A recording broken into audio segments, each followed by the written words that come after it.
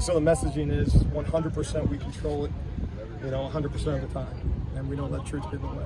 So you feel like you could sustain that? Tell me why we can't. But that's just how you got to think that way. You're not a passive member of the game of football. You're an active member.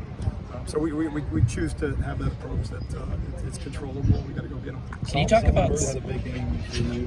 What went into deciding how he and Corey kind of split those reps? Yeah, they earn it on the practice field, and then throughout the course of the game, you're constantly evaluating, kind of in the moment. It could be a situation where a guy gets hot and making some plays. You kind of go back to him. It could be a situation in terms of what the offense gives you.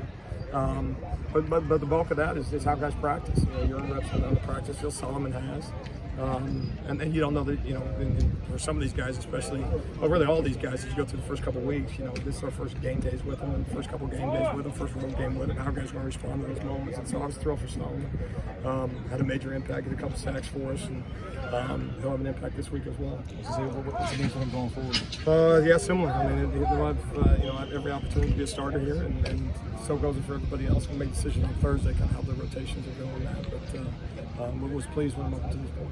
Can you talk about dealing with unscripted looks like that slow mesh that you got and kind of in game in real time, how you had to work that out? Yeah, I think you can't ever be surprised by what an opponent does from the standpoint: are we going to trust our rules? Are we going to run our defense? Is everything we do completely predicated on what the opponent does? And what we try to say is, and obviously they get a vote. I mean, there's the two backs in the backfield versus empty. That changes some things.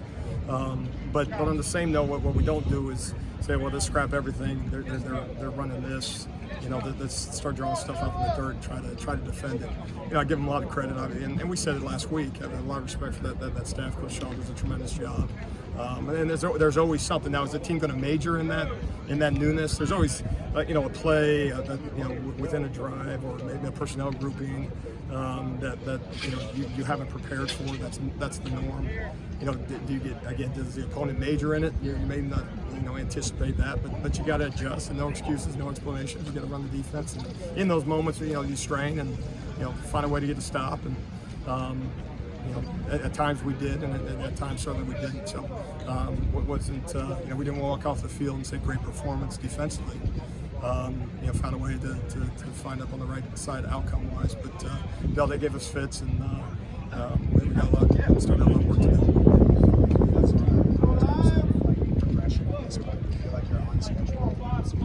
Yeah, I think it's a 1 week evaluation. You got to stay there, especially in the first year.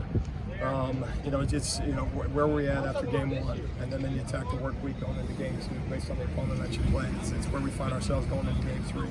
And I've caught myself, talking to Coach Riley in particular, almost saying, okay, to our standard. Well, what is our standard? We're trying to establish that, and the brand of USC, determines, by and large what that standard is, and it's a lot higher than what we've done so far. So you attack that. You say the bar's higher than where we've gotten ourselves to defensively, whether it's statistically or pretty much by any measure, whether it's points, yards, we got to be better.